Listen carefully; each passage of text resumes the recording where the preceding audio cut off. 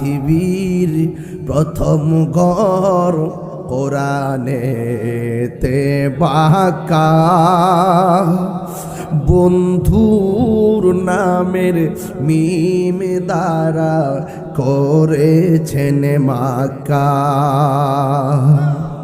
আল্লাহ আল্লাহ আল্লাহ আল্লাহ আল্লাহ আল্লাহ লা ইলাহা ইল্লাল্লাহ।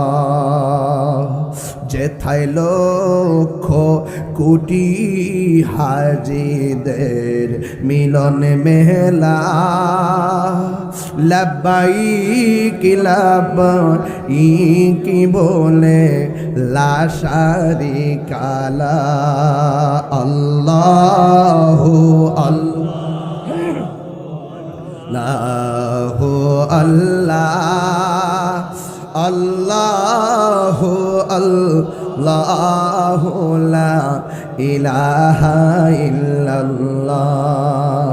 পৃথিবীর প্রথম ঘর কোরআনেতে বাঁকা, বন্ধুর নামের মিম দ্বারা করেছে মাক্কা। আল্লাহু আল্লাহু আল্লাহ আল্লাহু আল্লাহু লা ইলাহা ইল্লাল্লাহ। সুবহানাল্লাহ কওয়া রে।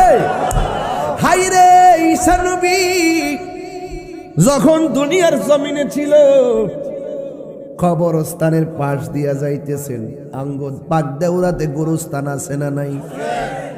হায় হায় আছে। কবরের ভিতরে কে কেমন আছে আওয়াজ পাননি? শাস্তি হইলে দেখেননি? শান্তিতে ঘুমাইলে দেখেননি? কবরে বৃষ্টির পানি ডুইকে হাড্ডিগুলা বাসতেছে, খবর আসেনি? আমি গেলেও কেউ খবর নিবে না। এটার নাম হলো পৃথিবী। কি যাইব সাথে? যাইব কি? ওই আজকে মোহব্বত একটু জিকির করতে পারলে, কলব দ্বারা জিন্দা করতে পারলে, কলব দ্বারা খাওয়ন দিতে পারলে কাম হইব। আমি তো আমার, আমি আমার গতবার বইলে গেছিলাম না, মনে আসেনি? আমি আমার শেষ পর্যন্ত ইদি কইয়ে গেছি, আর আজকে শুরু করছি বিসমিল্লাহ। যেরকম না সুবহানাল্লাহ। শুধু মনে রাখেন কিভাবে তালবিয়াতের মাহফিলটা কোথায় তৈয়া যাইতেছে। শুধুমাত্র কিছু ছোট ছোট আমল দিয়া যাবো, এইগুলো যদি ধরে রাখতাম পারি আমরা, তাইলে কাম হয়ে যাবো গা। মারহাবা সুরে কোনা গেলে গে। এই জন্য ঈসা রুহুল্লাহ কবরস্থানের পাশ দিয়া যায়।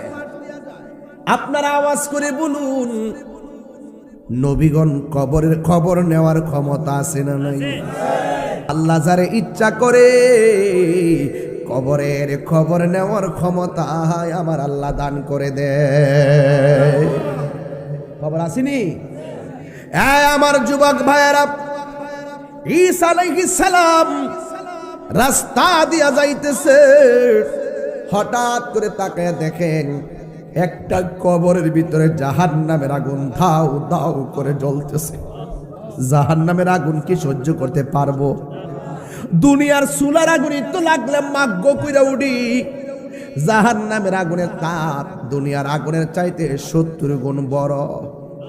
70 গুণ পাওয়ার থাকবে, সেই আগুন কেমনে সহ্য করব?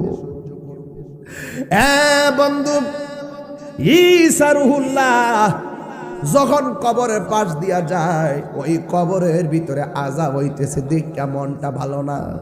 বাড়িতে যাইয়া গোসল কইরা উযু কইরা দৌড়ায় আবার কবরস্থানে গেল। বন্ধুরে, ওই ঈসা নবী কয়, আমি যাওয়ার সময় দেখলাম কবরের মধ্যে আগুন। বাড়ি থেকে গোসল কইরা উযু কইরা ফিরা যখন কবরের মধ্যে আসলাম, আয়েশা দেখলাম ওই কবরের ভিতরে জান্নাতের ফুল বাগান হইয়া রইছে।